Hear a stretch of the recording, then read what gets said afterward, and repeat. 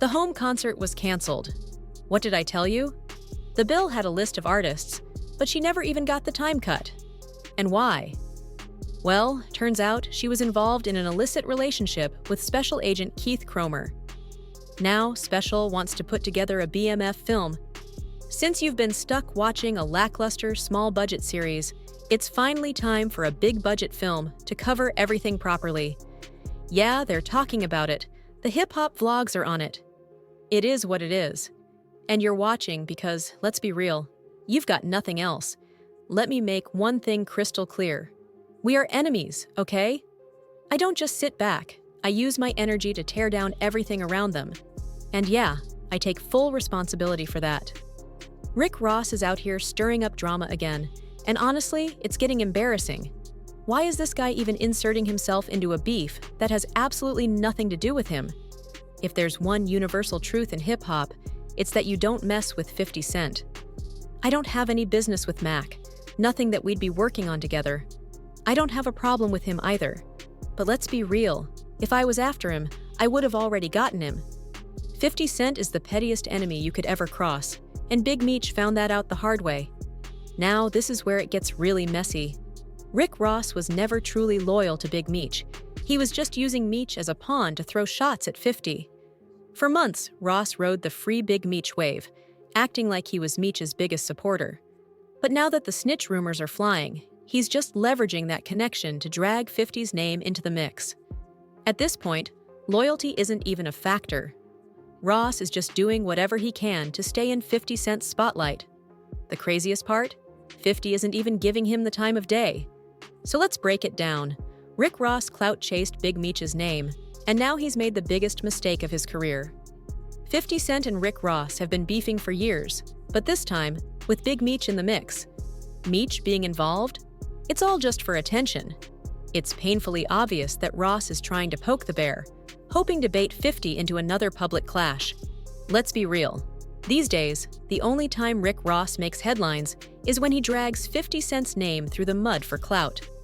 Gee, we're just 2 days away from the Big Meech concert. Grab your tickets now. Make sure everyone is flying in for this one. It's gonna be huge. But if you really think about it, Rick Ross couldn't care less about Big Meech's legacy. What he's really after is stirring up drama, and he's been pulling the strings behind the scenes. The second Meech got out, Ross swooped in, playing the role of his best friend, filling his head with big dreams of movie deals and major budget projects. He made it seem like Meech was about to turn his whole life around in no time. I do want to see a BMF film because, let's be honest, you've been stuck watching a lackluster, small-budget series. Now it's time for a real big-budget film. But let's not kid ourselves. That was never really in the cards. Ross wasn't genuinely trying to help Meech. He was just using him as a pawn to take shots at 50 Cent. And for a moment, it worked. The second Meech appeared next to Rick Ross. 50 wasted no time. He immediately took to Instagram, calling him a snitch, posting a picture of a rat with a caption aimed right at Ross's whole BMF image. When 50 labeled Meech an informant, some thought he was just overreacting, making a big deal out of nothing. But when you really look at these pictures, this kind of publicity doesn't just happen by accident. We're talking months of planning, contracts, and bookings, all lining up perfectly. So, it's no surprise 50 felt completely betrayed. But hold up, let's flip the script for a second. What if Rick Ross actually did have some genuine interest in Big Meech? What if he really wanted to bring him back in style? You could even argue that Ross's obsession with making a BMF film led him. If there's one universal truth in hip-hop, it's that you don't mess with 50 Cent. I don't have any business with Mac, nothing that we'd be working on together. I don't have a problem with him either. But let's be real, if I was after him, I would have already gotten him. 50 Cent is the pettiest enemy you could ever cross, and Big Meech found that out the hard way. Trying to butter me up, hoping to get that stamp of approval. Shout out to my homie F. Gary Gray, Antoine Fuqua, what's up? Tarantino, salute to the legends. This is gonna be big, I can feel it. I'm just talking, just saying. But that plan was doomed from the jump because, let's be real, 50 Cent owns all the rights to the BMF story. Without his approval, Rick Ross couldn't even shoot a single scene. Now that the clout chase is dying down, where's Rick Ross? Nowhere to be found.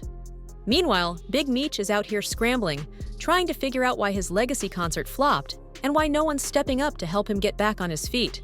And the only person he can blame? Himself. The truth is, Rick Ross used Big Meech as a pawn. He was never actually trying to help him. This was never about loyalty or brotherhood. It was always about taking shots at 50 Cent. But what Ross didn't realize is that he might have actually done 50 the biggest favor of all.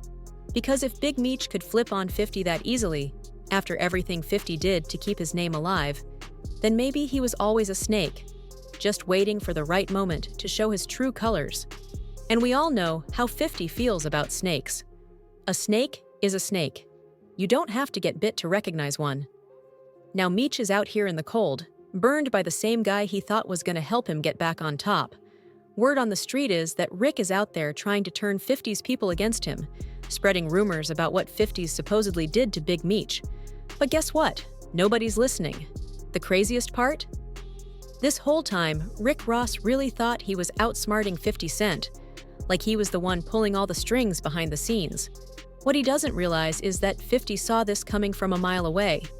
Now this might come as a surprise to some, but 50 has always known that Rick Ross has been borderline obsessed with him. Not because of any real beef, but because, deep down, Ross has been jealous of 50's success since day one. See, when nothing else works for him, what does he do? He brings up my name. When things go south, he mentions me, and suddenly it gets covered. But 50 has always been the quiet one in the game. He knows that if Rick Ross didn't keep reigniting their beef every few years, Ross's career would have faded away a long time ago. That's exactly why 50 doesn't even bother responding most of the time. He knows he's the only reason Rick Ross still gets any attention in the blogs. We get coverage across the board. Yeah, the hip-hop blogs talk about it. It is what it is. And you're watching because honestly, I have nothing else to say. The only reason 50 even responded the way he did this time? Because Big Meech got involved. We all saw how things played out when that so-called iconic concert got canceled. 50 wasted no time bragging about it. He claimed he wasn't involved behind the scenes, but the streets were buzzing as he subtly hinted that the concert was never going to happen. Y'all gonna be real disappointed when Lil Baby doesn't show up, when Skill doesn't show up, when Vino doesn't show up, when nobody shows up. Real talk, the word on the street is that 50 might have pulled some strings to shut down Big Meech's Welcome Back concert. Had your key? Do you even know what your one key is? Me and you? We got the same key to any embarrassment. Just 2 hours before the show was supposed to go down, the Merit Bank Arena suddenly pulled the plug. Their official statement? Due to unforeseen circumstances, tonight's show has been canceled. Refunds will be available at the point of purchase.